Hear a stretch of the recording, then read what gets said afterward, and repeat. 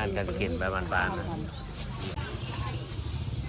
สบายดีทุกคนนะวันนี้จะพามาย่างสมนะตลาดเศร้าอยู่ที่นครหลวงพระบางเลยนะอยู่นี่นะจะมียำมะเขือนะเนี่ยใส่มะปีนะแต่แซ่บเลยเนี่ยนะหลวงพระบางนะวันนี้ส้มตีนควายเนาะเนี่ยนะเห็ดมาใหม่ๆเลยนะนี่นะแล้วก็จะมีมักเกียงนะส่วนนี้มีมักเกียงถังเนื้อเลยนะมีโลนึง3,000มีนอไม้นะนอไม้นี่แกนอยังนอคมนอหลัดนะอันนี้นอหลัดนะเห็นมีนอหลัดนะแกงนะนี่เปิดปอกเรียบร้อยแล้วนี่นอหลัดมักแคนนะนี่มักแคนแห้งนะนี่โซดานี่มันลาบสัมเนื้อนะจะใส่มักแคนนะมักแคนนี่ก็สามารถไปปรุงอาหารเนาะได้หลากหลายเลยนะนี่นั่งยำอันนี้นะยำบ่มีข้นนะเวลาข้นออกแล้วไกลๆจะสลองปีใหม่ลาวแล้วเนาะอยู่ที่นครหลวงบางนี่นะทานกันกินไปบานๆนะมีออล่ามบึงปีนมียังแบบมีไล่นะต้มไก่นะแซ่บเลยจะมีผู้คนเอามาซื้ออาหารกินนะตอนเช้าไล่เลยก็มีอาหารหลากหลายเนาะอยู่ที่ตลาดนี่นะมีข้าวกินสุกนะอาหารสดก็มี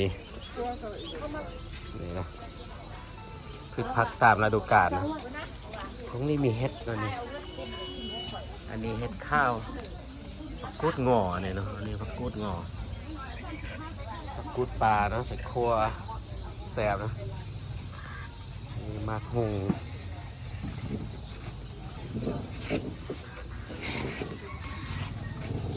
ผักว่านมีเห็ดนะบางช่วงนี่จะมีเห็ดปลานะแต่ว่าช่วงนี้ยังว่ามีนะเนาะเห็ดปลาเนาะน่าจะประมาณช่วงเดือน6นะนอกจากที่ว่าฝนตกนะ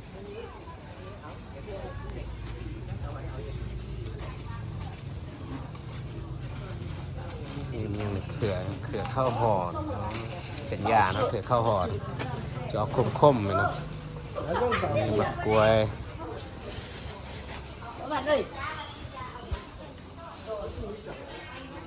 นี่นะนอไม้นะ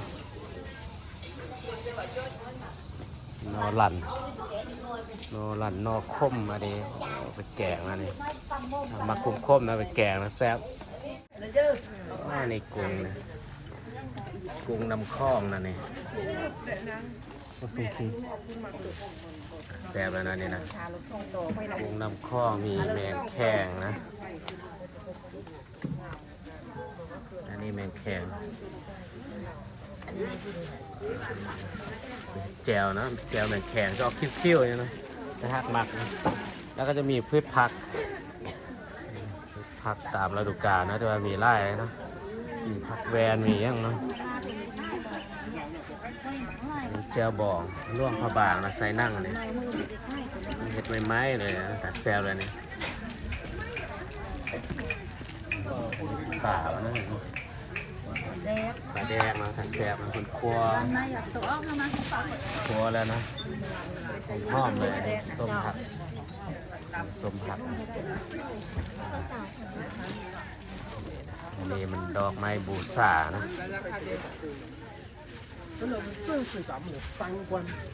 ผักนะมีหลากหลายนะพืชผักข้มกระเดาผักนอกลาบนะได้เลยได้10 บาท 5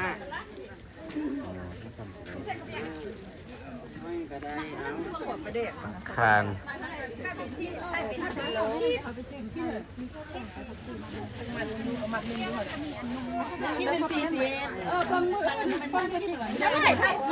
จะให้กัน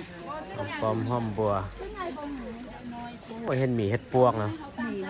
โอ้ปวกแล้วเนาะเห็ดพวกยูเวียกันแล้วกันต้องเห็นยาวแมน เนาะบุคคลเห็นอันนี้เห็ดปวกร่องบางมันจะเป็นอันนี้นะคันยาว พันยาวๆเห็ดพวกอันนั้น ๆอยู่ทางใต้นี่จะ ดอกยังไง เป็นดอกใหญ่ๆอ๋อ อันนี้เห็ดตับกับบ้านเขา เห็นไหม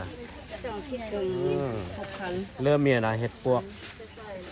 เริ่มออกแล้วนะ น้อยมันนึง มีสักคานะไส้วาล่างขนม ขนมนะขนมมันต้นสังขายานี่นะแต่แซ่บเลยนะข้าวกำข้าวห่าง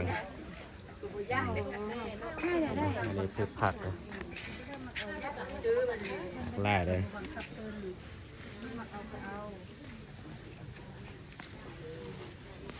อันนี้มักปีไซออลามนะมักปีเรียกว่าข้าวปุ้นนะข้าวปุ้นผักบงอันนี้ผักบง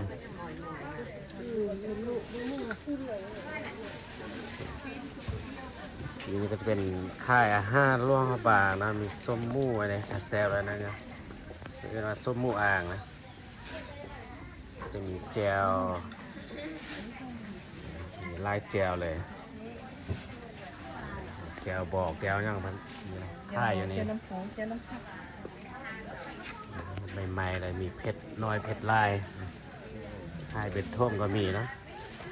ท่ม30 50 หรือว่าไล่กันก็ได้นะอืม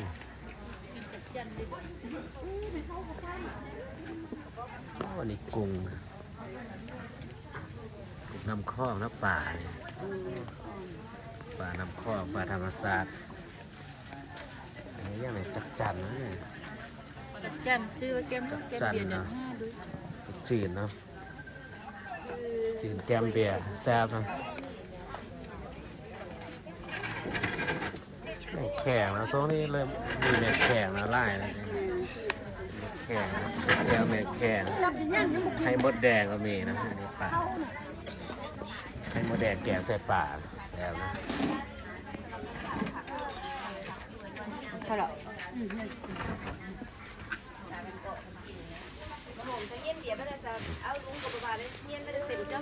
เอา ดูนี่กับป่า ทั่วพันกัน ป่านะ น้ำข้อ เงี้ยเบียร์ก็โหเมื่อคืนนี้นะ จะมีทุกฤดูนะป่าน้ำคลองนะอุดมสมบูรณ์นะอยู่ที่นครหลวงบางเลยนะ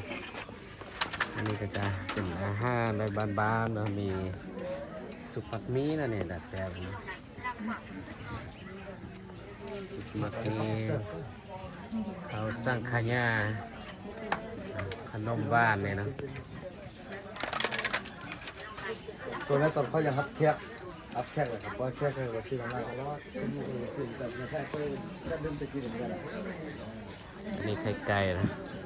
ไข่ไก่ผัดอันนี้มักเกียงนะสดๆก็มีเนาะกิโลถึง3,000มักเกียงมาเตี้ยเนื้อวะนะมักเกียงเลยเนาะแต่ผู้เสื้อก็มีทุกฤดูแล้วเนาะมักเกียงซึ่งในเมื่อก่อนนี้จะมีฤดูเดียวเนาะส่วนมากจะมักเกียงจากเมืองลำบากเนาะแต่ว่าเดี๋ยวนี้เทว่ามีมักเกียงมาจากไร่เขตแล้วนั่นเองอยู่นี่เราก็จะบีบเนาะบีบน้ำสดๆใหม่ๆเลยเนาะเป็นปอกแล้วก็ไปคั้นเอาน้ำ